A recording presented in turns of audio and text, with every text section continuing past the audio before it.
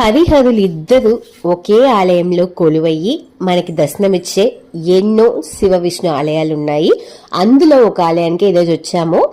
ఈ ఆలయంలో నేపాల్ కాఠ్మండూలో ఉండే జలనారాయణ స్వామిని మనం ఇక్కడ దర్శించుకోవచ్చు.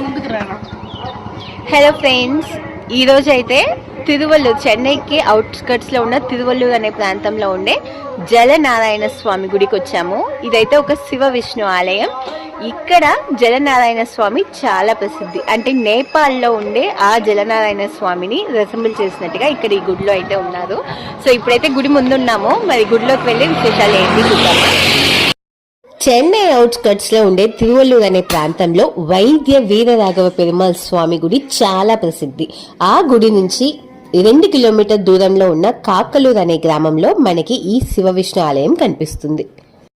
7 కలశాలతో కూడిన రాజగోపురం,